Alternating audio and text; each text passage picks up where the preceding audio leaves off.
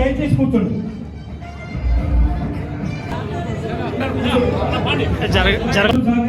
దయచేసి అందరూ రావద్దు. అన్న టైగర్ రామరెడ్డి దామం, అదేవిధంగా మాజీ శాసనసభ్యులు దోసుపాటి గోపాల్ గారిని వేదిక మీదకి రావాల్సిందిగా ఆహ్వానిస్తా ఉన్నాం. ఏఐసిసి సభ్యులు రామరెడ్డి సర్వోత్తమ్ రెడ్డి గారిని వేదిక మీదకి రావాల్సిందిగా ఆహ్వానిస్తా ఉన్నాం. దయచేసి వేదిక మీదకి పిలిచిన వాళ్ళు మాత్రమే వేదిక మీదకి రావాలి.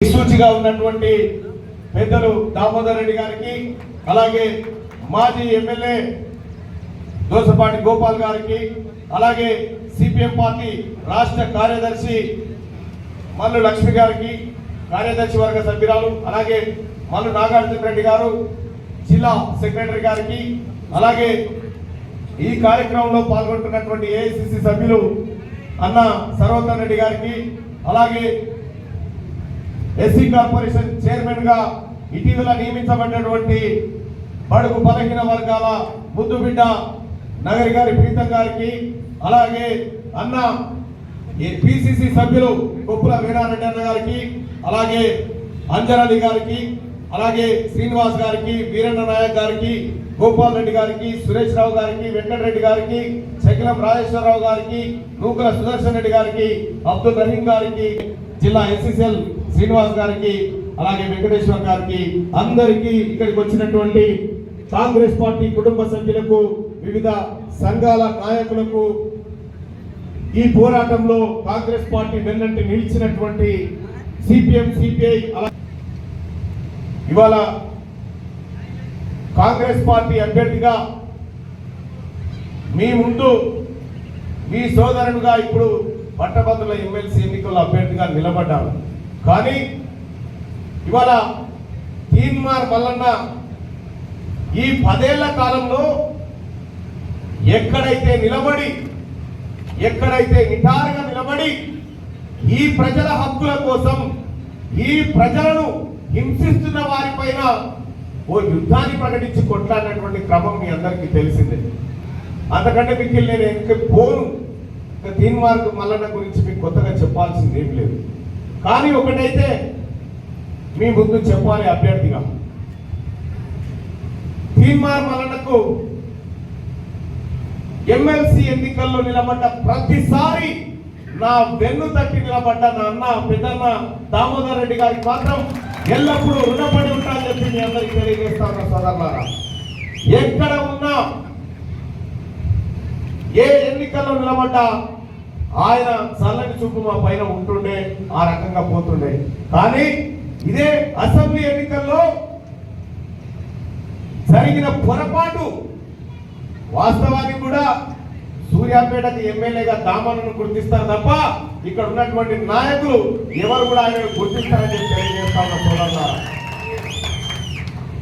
నాకు తెలుసు మొన్న జరిగినటువంటి పార్లమెంట్ ఎన్నికల్లో అన్న సర్వోత్తమ్ అన్న చెప్పినట్టుగా 40,000 కాదన్నా అంతకంటే ఎక్కువ మీద అంటే సూర్యాపేట కాంగ్రెస్ పార్టీకి ఇవ్వబోతా ఉంది.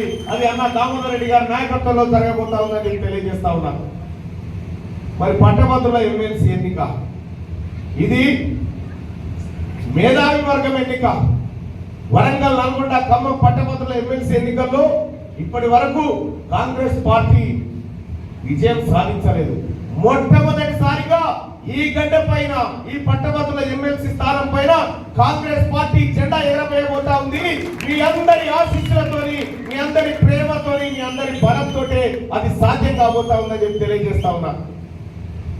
ఇంకో విషయం కూడా చెప్పాలి సోదరులారా. ఇవాళ దేశంలో జరుగుతున్నటువంటి అనేక పరిణామాలకు మీరంతా సాక్ష్యం. 400 సీట్లు వస్తే రాజ్యాంగాన్ని మింగేయాలని చూస్తున్నటువంటి నరేంద్ర మోడీ ప్రతినిధి ఈ ఎన్నికల్లో పోటీ చేస్తా ఉన్నాడు ఆయన. అందుకోసమే ఇవాళ ఇండియా కూటమిలో భాగంగా వామపక్ష పార్టీలు భారత రాజ్యాంగ రక్షణ యుద్ధంలో దిగినాయి. వాళ్ళందరికీ కూడా ప్రత్యేకంగా ధన్యవాదాలు తెలియజేస్తా ఉన్నాం. ఈ సందర్భంగా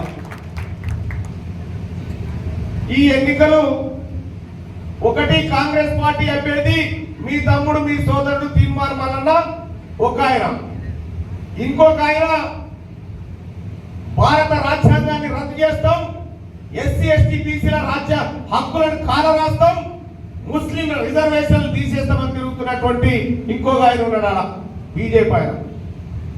ఇక ఇంకొక పిల్లని పెట్టిన బీఆర్ఎస్ లో అది కొనేస్తలేదు మొదలెత్తలేదు, అది ఎటుపోతున్నా ఏం అర్థమైతలేదు. అది పాపం ఆ పిల్లగాన్ని ఇచ్చిరు.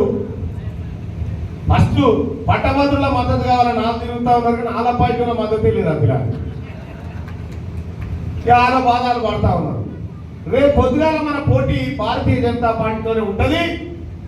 వాళ్ళు కూడా బలమైన పోటీ ఏం కాదు, దమ్మొచ్చినా కుక్కొచ్చి ఆగిపోతారు అంతే, అంతకంటే మిక్కిలు ఏముంటది. కానీ ఒక మాట చెప్తా ఉన్న సోదరులారా, ఈ సూర్యాపేట నియోజకవర్గంలో 15,615 ఓట్లు ఉన్నాయి. 16,615 ఓట్లు ఉన్నాయి. ఈ ఓట్లలో ఒక్క ఓటు మిస్ కాకుండా ఎట్లయినా కాంగ్రెస్ పార్టీ గెలుస్తుందని, అన్న దామోదర్ రెడ్డి తమ్ముడు గెలుస్తాడన్న ఉద్దేశంతో లాపర్వా చేయకుండా ప్రతి ఓటర్ను కలిసి, ప్రతి ఓటర్ను అభ్యర్థించి తీన్మార్ మల్లన్నకు ఓటేయండి. అక్కడ పార్టీ సింబల్ ఉండదు, మళ్ళా చేతి గుర్తుకే మన ఓటు అంత ఉండదు. ఎందుకంటే నిన్నమన అని అని అని అచ్చిపోయినాం కదా.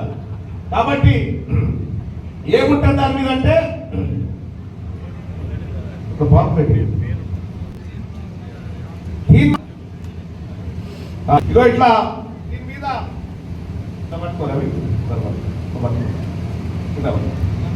తీన్మార్ మల్లన్న అని ఉంటుంది బ్యాలెట్ పేపర్ లో. తీన్మార్ మల్లన్నకు ఎదురుగా 1 నెంబర్ వేసి ఆ డబ్బాలు అయిపోయారు అంతే. ఈయన ముద్రలు కుదేటందుకు పోయినసారి ఏం చేసినట్టుగా ఇట్లా కొంత ఆగమైంది ఆమన్న. పోయినసారి జై తీన్మార్ మల్లన్న రాసిపోయింది దాని మీద. ఒక ఆయన రక్తంతో బొట్టే పెట్టిపోయింది దాన్ని మల్లన్న ఫోటో మీద. ఓటు 1 నెంబర్ వేస్తేనేమో ఓటు చేయరు, ఏమేమో రాసిపోయారు. ఆడేవాడు ఈడేవాడు మల్లన్న కట్టేవాడు అని రాసిపోయాడు, ఈడే అడ్డ అయిపోయాడు. ఈ రకంగా పోయినసారి ఎన్నిక జరిగిందన్న. ఆ పొరపాటు జరగకుండా ప్రతి పట్టభద్రుడికి క్లియర్ గా బ్యాలెట్ పేపర్ లో మన సీరియల్ నెంబర్ ఎంత 2, రెండో సీరియల్ నెంబర్ మనది, రెండో కాలం ఉంటుంది మన పేరు.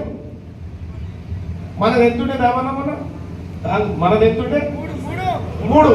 దామన్నది ఉన్నప్పుడు 3 ఉంది కదా, ఇది రెండో నెంబర్ లో ఉంటది. రెండో నెంబర్ లో తీన్మార్ మల్లన్న అని ఉంటది. దానికి ఎదురుగా డబ్బలో 1, 1, 2 ఉంటాయిగా, 1 అని వేసేసి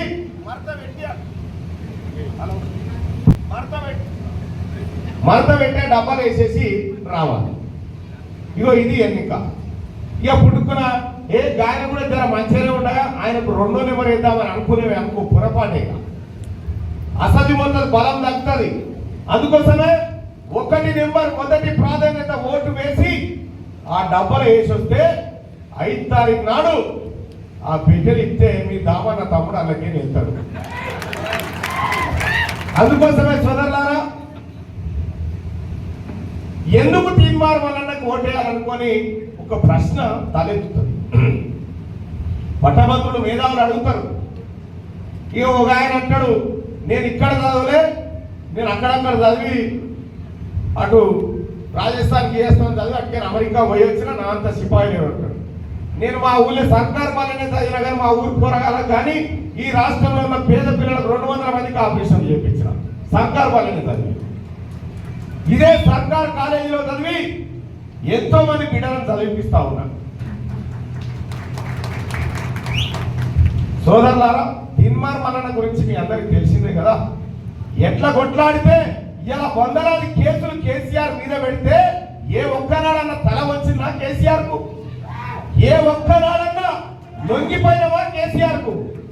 ఇటారుగా నిలబడి నిన్ను గొర్ర దండకెళ్ళి గుంజుకొస్తాం బిడ్డ అని చెప్పి శపథం చేసి మరి కేసీఆర్ ను ఓడించడం, అందులో మీరందరూ కూడా కార్యోన్ముఖులై పనిచేసింది. ఎస్, అందరికి ఉన్నట్టే నాకు కుటుంబం ఉంది. నా పిల్లలు చిన్న పిల్లలు డాడీ డాడీ అని చెప్పి కలవరించేటువంటి పిల్లలు ఉండగా 100 రోజుల పాటు అక్రమ కేసులు పెట్టినట్టు జైల్లో పెట్టిండు కేసీఆర్. నా బిడ్డలు ఎంత కోసపడరో నేను, నా ఆవేదన నాకు తెలుసు. ఇలా నీ బిడ్డ పడుతుంది కదా, నీకు రాదా? నీకు రాదా? వచ్చింది కదా. తీన్మార్ మల్లన్న మీద పెట్టినటువంటి కేసులన్నీ అక్రమ కేసులే. ఇది నేను కాదు, ఆర్ఎస్ ప్రవీణ్ కుమార్ చెప్పిండు. మా ఇంటికి వచ్చి ఇంత దుర్మార్గంగా పెడతారా అక్రమ కేసులు అని చెప్పిండు. మల్లన్న మీద కేసులు ఎందుకు అయినా చెప్తా అంటున్నాను. ఆయన కథ అలాగా. విషయం ఏంటంటే ఇన్ని కేసులలో ఏ ఒక్క కేసు కూడా నా ఇంటి గోడ పంచాయతీ లేదు, నా భూమి పంచాయతీ లేదు, నా పాలన పంచాయతీ లేదు. ఇవన్నీ కేసులు ప్రజల పంచాయతీల కేసులే, ప్రజల కోసం కొట్లాడి వచ్చినటువంటి కేసులే. చూడాలా, వేల కేసులు పెట్టుకున్నా భయపడనని చెప్పిన. ఇక మొన్న తత్వం బోధపడ్డట్టుంది. అమ్మా, ఇన్ని ఛానళ్ళు మన దిక్కుండే, ఇన్ని పేపర్లు మన దిక్కుండే, మనం గెలవకపోతే కారణం ఏంటంటే ఈ యూట్యూబ్ ఛానల్ మన కొంప ముంచినాయి సార్ అని చెప్తున్నాడు. కేటీ రామారావు రాసిన ట్వీట్ కూడా 32 కాలేజీలు కట్టినాం కానీ 32 యూట్యూబ్ ఛానల్ పెట్టుకుంటే బాగుండేదని అనుకున్నాడు. దాన్ని రాసుకొచ్చి ట్విట్టర్లో మా తర్వాత మనకు తెలుక 32 యూట్యూబ్ ఛానల్ పెట్టుకుని గెలుచుకోలేం అనుకున్నాడా. ఇవాళ శతాశనారం ఏ చేసినా గెలుస్తారా? ప్రజల కష్టాలు ఉండాలి, పేదోడి కన్నీటి కోసం ఉండాలి, వానికి ముళ్ళు గుచ్చుకుంటే ఎందుకు గుచ్చిందని ప్రశ్నించేటువంటి ఆ తత్వం ఉంటే యూట్యూబ్ ఛానల్ ఇలా క్యూ న్యూస్ లాగా అనేక ఛానల్ ఉన్నాయి. మరి క్యూ న్యూస్కి ఎందుకు గుర్తింపు? క్యూ న్యూస్ లో ఒక వాయిస్ ఉంటుంది, అది పేదోడి వాయిస్, అది అట్టడుగు వర్గాల వాయిస్ ఉంటుంది కాబట్టి దాన్ని ఆదరించు. సేమ్ మా లెక్కన పెడతామని మొన్న 20 కొలాయించడు. మళ్ళా కేటీ రామారావు 20 యూట్యూబ్ ఛానల్ పెట్టాడు. 20 యూట్యూబ్ ఛానల్ పెట్టి ఇక రోజుకోటి మొన్న పొరగాలను తిడతా ఉంటాడు. ఎందుకంటే ఏమైందిరా, పట్టభద్రుల ఉప ఎన్నికలు వస్తా ఉంటే ఆ తీన్మార్ మల్లన్నను బదనాం చేస్తానికి రోజుకో 2 వీడియోలు తయారు చేయమన్నగారా అంటే చేసినాం సార్. మరి చేస్తే ఏమైందిరా, మళ్ళీ గట్టెట్లా అవుతుందిరా అంటే చేసినాం కానీ జనం నమ్ముతలేరు సార్ అని చెప్తున్నాడు. బరే సున్నం వేసి ఆవును చేద్దాం అనుకుంటే అయితే అదన్నా ఇవాళ రాజకీయంలోకి వస్తూ నా కుటుంబ ఆస్తులని ప్రభుత్వానికి జప్తు చేసి వస్తున్న తీన్మార్ మల్లన్న గురించి మీరు మాట్లాడేది. ఇవాళ ప్రజల హక్కులు కాపాడబడకపోతే రైట్ టు రీకాల్ కు సిద్ధమన్న తీన్మార్ మల్లన్న గురించి మీరు మాట్లాడేది. వేల ఎకరాల భూములు మింగి కోట్లాది రూపాయల సంపద కొల్లగొట్టి కేవలం కుటుంబ పాలనకి సాగించినటువంటి కేసీఆర్ కుటుంబం తీన్మార్ మల్లన్న గురించి మాట్లాడే తెలివా, హక్కుందా మీకు? కనిపించడం మీ అందరు చూడలేదు సోదరులారా.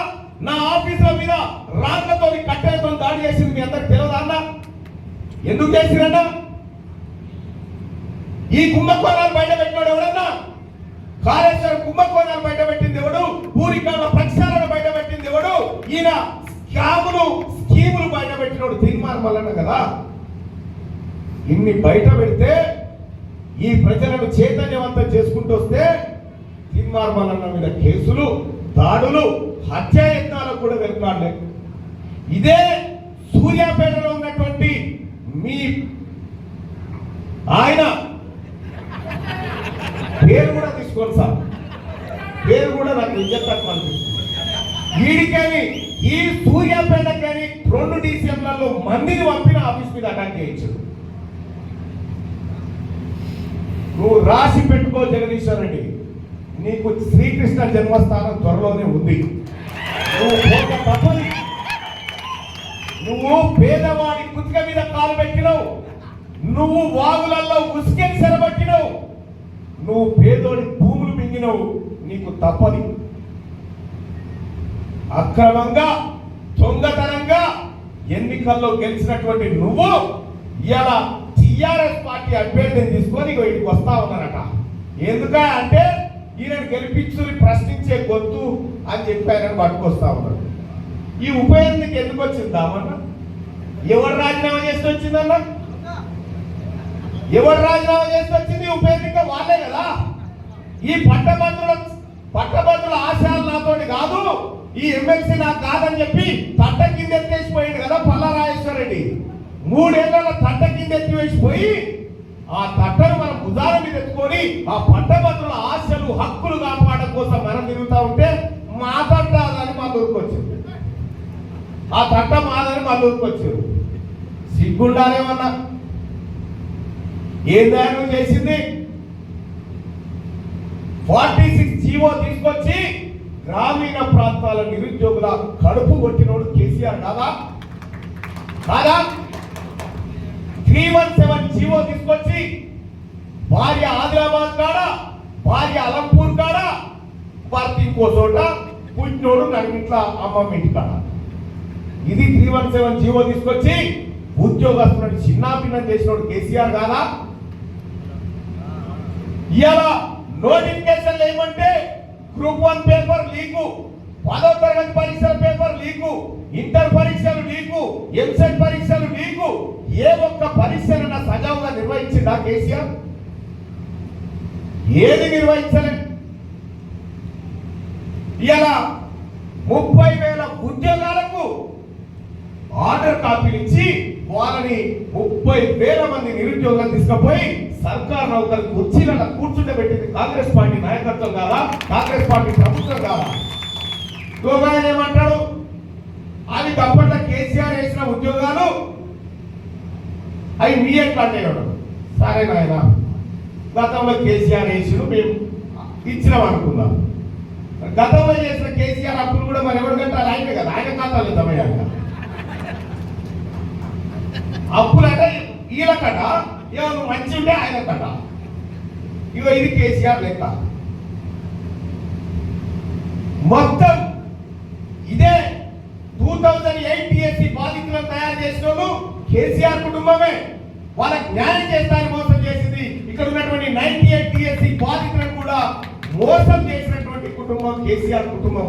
ఇలా కేసీఆర్ కుటుంబం ప్రతినిధిగా నేను వస్తా అని చెప్పి ఒక ఆయన తీసుకొని ఇక ఆయన వస్తున్నాడు.